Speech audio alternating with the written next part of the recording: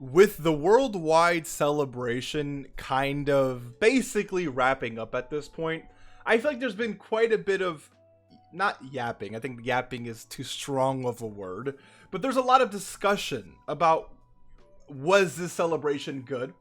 Was the celebration bad? And since I'm going to be on vacation for about 18 days and I need videos to release, something I've been wanting to talk about is what actually makes a good celebration. And I'm going to break it down. I want you to let me know what you think makes a good celebration. But I'm going to, and this may end up being quite, a lengthy video. There is quite a bit to talk about here. But I think that when it comes to Dokkan celebrations, every single one has to have these elements I'm going to show you to make it again feel like not only is there stuff happening in the game constantly, but those things aren't just, hey, do this, hey, do that. We actually have some substance. But there's actually a lot more. There's just a lot to talk about here. So let me know what you think. Again, I am on vacation, so there's a lot of things, a lot of videos I'm going to be recording and things I'm going to be talking about within the next, 3-ish weeks or so. I do return on the 13th of October, so I have no idea when this video is going out, but just know that a lot of videos are being recorded, so that way I can, kind of cover my tracks here. So if you appreciate that or just enjoy the video regardless, consider liking and subscribing. I really would appreciate that. Thank you again for your love and support, and let's talk about this. So the first thing, and again I have 3 different pieces of stuff out here. We have new units, theme, and content, and pacing. And so let's just take a look at this worldwide celebration from the lens of the new units. And these new units, I am not considering things like EZAs or awakenings. I'm talking about strictly new characters. And then we'll talk about this as how it relates to general celebrations within Dokkan. So this celebration, we've gotten Broly, the trio, Broly, Gohan. We've gotten banner units, 2 banner units. We've gotten a free-to-play LR. We've gotten 2 free-to-play characters as well. This is basically what we've received in terms of new characters. I would say when it comes to this worldwide celebration, the characters that we've received are 10 out of 10 in terms of new characters. And new characters, in my opinion, generally do make up not a bulk of how good a celebration is, but it definitely helps quite. I don't even know what the percentage would be, because I know people like to have things to do in the game, and even if you don't pull the new characters, having content is of course a really great thing to have, right? But the point I'm making is that having good characters in the game and quite a bit of new characters also helps out tremendously. Broly is an incredible character. The trio are very, very good. Broly again is an incredible character. And Gohan is, of course, very, very good. So just from the headliners itself, this is a great celebration. Again, not talking about anything else so far. The headliners themselves, being as good as they are, makes the celebration very good. And that's for every celebration moving forward. You need, I would say, the headliner, if it's just a single Dokkan Fest, whether part 1 or part 2, to be decently good, right? If the character sucks, it's going to take down the morale overall. And the topic of this video is what makes a good celebration. So number 1 on my list would be having a good, usable headliner, whether it's part 1 and part 2, to be completely honest with you. That also goes into the banner units. These banner units are incredible. I am someone who cares maybe a little bit too much about the banner units that we get. I do think banner units should definitely fill in specific slots within specific teams, whether you are supporting or being that really good slot 2, slot 3 option that a specific team needs. And I mean, this Piccolo and Vegeta are very, very good. And Videl is also very, very good as well. They have their own uses. They have their times. They're not like the best characters in the game. These banner units are never the best characters in the game. But they have their slots. They have their moments. And they have their places where they can shine and look really, really decent. Like, this is a lot better than getting something like the Tech Ice and Nova banner unit that we got for the 8th anniversary. That's just not a, just doesn't make, like, I don't know, some banner units just don't really make sense in my opinion. And this actually follows the 9th anniversary pretty well, because the AGO Krillin and 18 were pretty good, and Golden Frieza was something I considered to be one of the best banner units we've gotten in a while up until that point. So they've been doing pretty good with these big celebration banner units, and I just really hope that they continue doing that. And then of course, free-to-play characters, I do think play a massive role. And the fact that this is a free-to-play event with the Prime Battle LR Bio Broly here, that we can easying immediately is definitely an L, but at the end of the day, it's really not that big of a deal. I say that because getting the easy A is very, very easy. Getting Broly to LR is extremely easy. They made the events such that they have a farmable category that makes the grind a lot easier. Whereas previously, for those that are not new to the game, when Prime Battle LRs drop, there is no boost. There is nothing. So you have to grind this event just raw dogging it the entire way, which makes the grind so much more difficult. Not even difficult, just so much more annoying. And it takes a lot longer. So having it drop the way it did is a massive W in my opinion. And then of course these two free-to-play characters actually being decent, actually having their own EX skill orbs and not sorry, I'm a little sick by the way, and not receiving their EZAs immediately is a massive W. We got one unit in part 1, one in part 2, and one in part 3. That is again absolutely beautiful. So from the unit perspective, for this specific celebration, 10 out of 10. Now, in general celebrations, what would make a good celebration, in my opinion, is not only having a good headliner in part 1 and having a good headliner in part 2, but I would say not only do the banner units need to be at least usable, but the free-to-play characters cannot receive easy. I mean, I guess they can receive EZAs and still make it a good celebration, but these free-to-play characters have to be or introduce some sort of value. Right, they do just with Bio Broly, leading this category, but also being a genuine, like, dude, 90% damage reduction so that he can build up to is absolutely insane, right? Like that's cool. So having free to play characters that can just do things like that, they're not OP for, they're not like the best characters in the game, but they have a moment, a turn or 2 or 3 where they're just like super crazy, either offensively or defensively. Especially for an LR, I think is super important. But more than the important thing is getting free-to-play characters, right? If there's a celebration, we got no free-to-play characters, that's just a massive L in my opinion. I think the free-to-play side of the game needs to be represented almost as much, in my opinion, as the summonable side. So, the pay-to-wins, not pay-to-win, but you get the point, right? Like, if you're going to introduce 5 new banner units, there needs to be at least 3 to 4 to 5 new free-to-play characters as well. I know it's a lot. Like, me saying that sounds like, oh my god, we should get all this and that. I know these things take a lot of development time, but all I'm really advocating for is a balance between free-to-play characters and summonable characters, and I think the celebration really did that. So I'm not really saying there should be one free-to-play character for every summonable character, but I'm saying that the free-to-play characters that we do get need to be in a decent amount. Again, a big celebration like this, I think getting 3 free-to-play characters is very good. Then most of them not getting easy A's and all 3 being pretty decent is also a very good sign. So what makes a good celebration from the new unit perspective? Getting free-to-play characters, having those free-to-play characters being good, and having the headliners actually be good, and the banner units that follow having some sort of usability. The moment that you fail from the new unit perspective, where every character that drops is just not great, I think the morale overall is just not going to be good.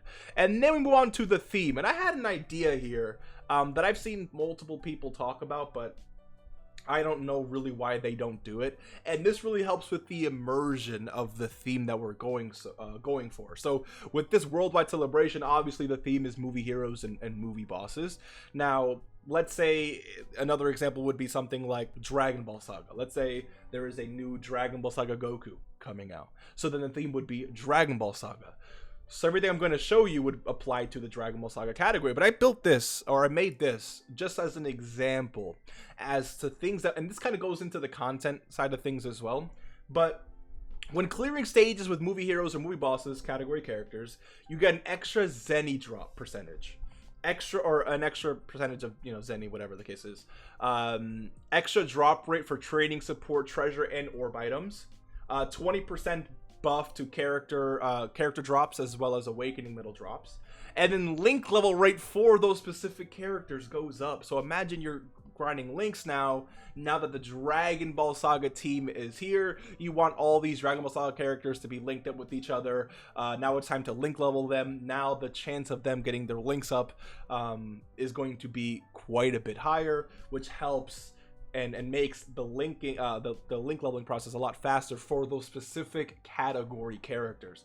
I think if you do this every single celebration, but you just change the category depending on what the theme of the celebration is, it makes it makes the willingness, I think, to grind and the enjoyment just go up just a little bit. And when you mix this with having a high power level, it's going to be a great day for you at the office, in my opinion. But then you have this too, weekly movie hero and movie bosses campaign category missions. So this could be something that resets every single week, depending on, of course, the theme. So again, it's movie heroes and movie bosses, but it can also be something like the Dragon Ball Saga, for example. So it would look like clear one easy A stage with at least 3 movie hero category characters on the team, and then same thing with movie bosses, but this would just be Dragon Ball Saga, for example. Maybe like extreme class Dragon Ball Saga and super class Dragon Ball Saga, and then you have to do this a certain amount of times.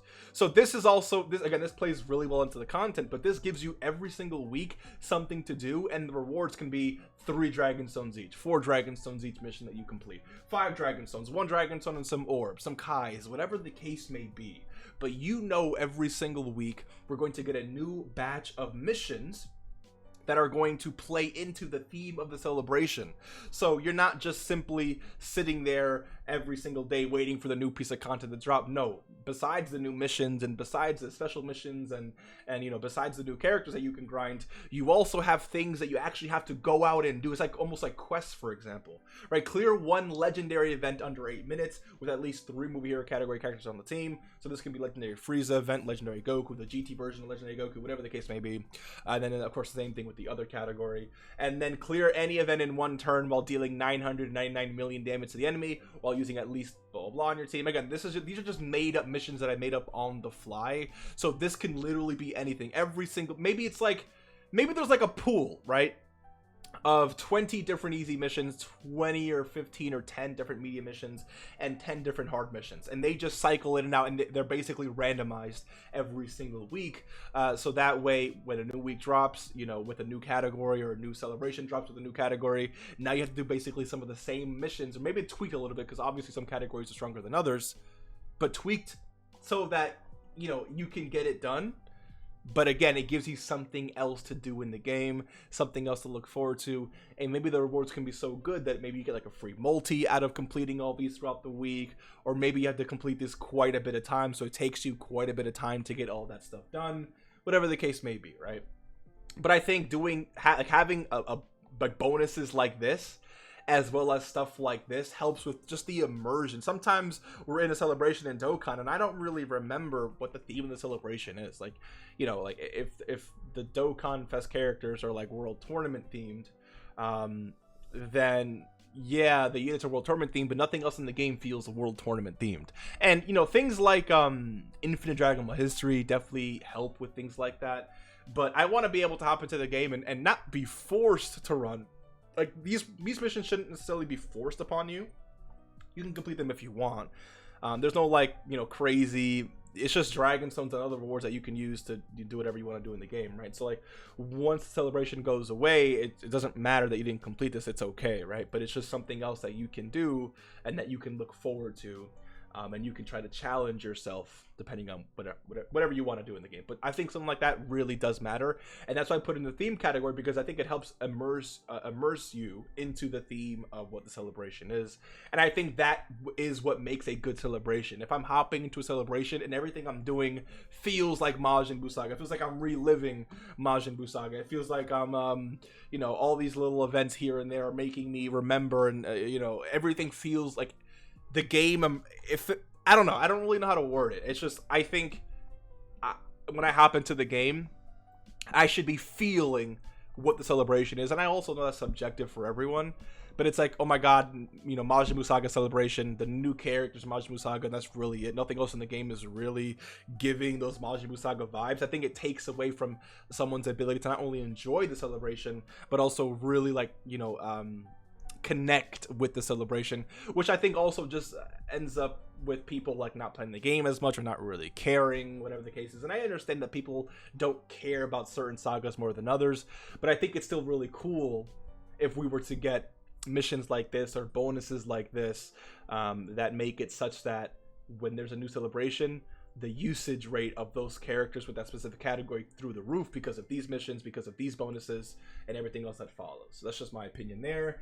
And then content and pacing is also another very interesting thing here. Again, we have the new characters here. I don't really consider the new characters themselves content, but free-to-play characters with free-to-play events is also obviously content. So we have these two. We have these EZAs as well. We have the Dokkan Fest EZAs of the celebration, the LR EZAs of the celebration, the new LR free-to-play, and then of course the Super EZA of the celebration as well. So that's 1, 2, 3, 4, 5, 6, 7, 8, 9, 10.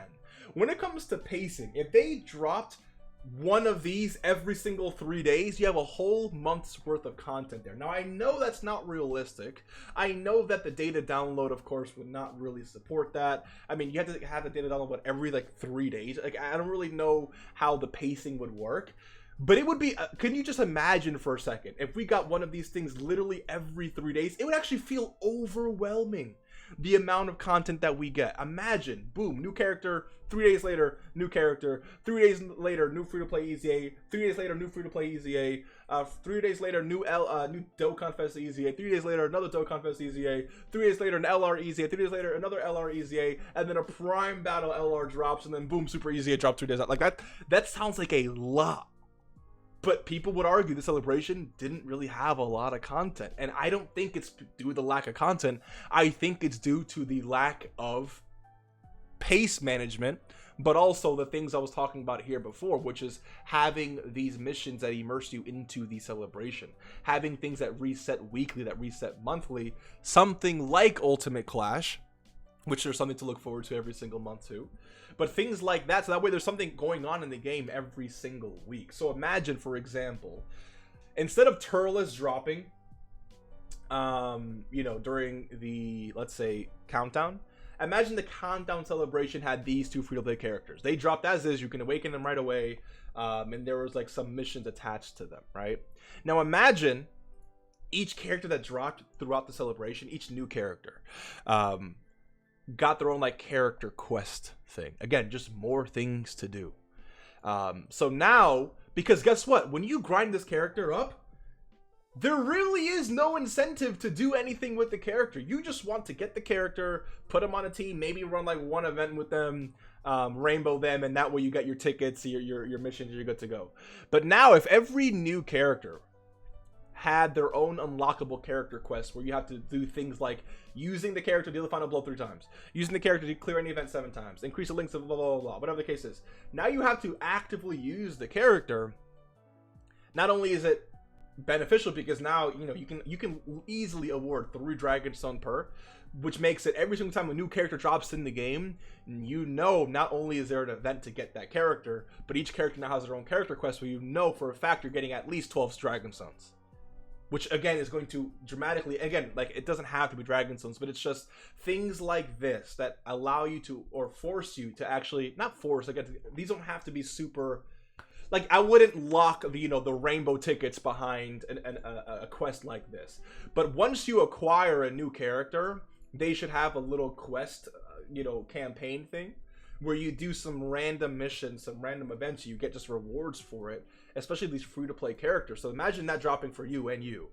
And then once the banners actually drop, so this was like, imagine this is countdown, and then the banners actually dropped, and boom, we got 2 free-to-play EZAs right away. So we had two free-to-play characters there. The banner, part 1 banners dropped. The day later, maybe, we get 2 free-to-play EZAs. Boom, looking really, really good. A week, maybe like 5 days later, this TUR EZA is announced and drops. And then, you know, 3-4 days later, this one drops. Or maybe these two could drop at the same time if it's going to be like a week. And then a week and a half later, not maybe like a week and a half, maybe like, again, like a week or so later, both of these LR EZAs release. And then a few days later, we get this in the news. And then a few days later, towards the end of the celebration, the Super EZA drops. All of this is happening, mind you, while each new character in EZA that you unlock. Because remember, like, if you don't have this Broly, you won't get the character quest missions. It won't say incomplete for you. But once you acquire Broly, these missions will become available. And so imagine you have these quest missions to look forward to for every single character that drops, while you're also getting these weekly missions. That's already a lot to do. Plus the events themselves that you have to complete, because it's not just the character. You have to complete the EZA event here, the new Dragon Ball Story event there, the new Dokkan Fest EZA here, the new Brime Battle, you know, LR event there. So there's a lot now all of a sudden to do. And then on top of that, I feel like when it comes to managing stuff, I think every single month there should be a few new stages to quest mode that arrives. And everyone doesn't have to drop a new free-to-play character. But the fact that they're doing this is really, really cool. I think once a month, adding a few stages would be really, really good. Once a month, and it shouldn't all happen at the same time, but once a month, the shop, Incredible Gem Shop, should reset, whether it's a green or a blue Incredible Gem Shop. They've been doing this quite a bit, but they should continue doing that. And then have like maybe once a week, and maybe it coincides with the release of this, or maybe it happens at a different time, whatever the case is. Just say, you know what, beat stage 3 with this category. It doesn't even have to be related to the celebration. Just say, you know what, beat this with the Namekian team, if possible, of course, right? And then, you know, the same mission could be beat Red Zone with this team. Or, you know, beat Cell Max stage 1 or stage 2 with this team. Things like that drop, again, why they have everything else going on is what makes the celebration good. So if you can have really good pacing with really good missions and really good events that drop, which of course takes into consideration the pacing, while having actually good events and having free-to-play characters and actually having good incentives to grind the game, while having good characters, all of that is what makes, in my opinion, a good celebration. And it's definitely hard to do. This celebration wasn't really bad by any means. I think what lacks in celebrations like this is pacing. And then when we do get stuff, the lack of, not quality, or just maybe quality in both quantity. Like, I don't think if you're gonna drop 2 LREZAs in, let's say, like a week, and then the next week is like a few missions for this event, or a rehash of this event, right? It feels dead to wait for a week and not really get a bunch of stuff. So imagine week 1 of the celebration, we got all 4 of this. 1 week, we got all 4 of this, right? And then they each drop with their own character quest missions. Week 2 of the celebration, we got this right here. Boom. Week 3, we got both these units right here. Boom, easy 8. With of course their own character quest missions. And week 4, we got a super easy 8 and a prime battle event. That's a pretty good spread of content and a pretty good spread of events, while also having to complete all of this, while also, remind you, every single week we're getting things like this that are randomized missions. And of course, while you're grinding, you're experiencing these benefits as well, which again, these are just hypotheticals. It can be more, it can be less, whatever the case is. I mean, I don't know how you complain with a celebration like that. I don't. So let me know what you think. Hopefully you enjoyed. Thank you for watching. I'll see you in the next one. Take care and peace.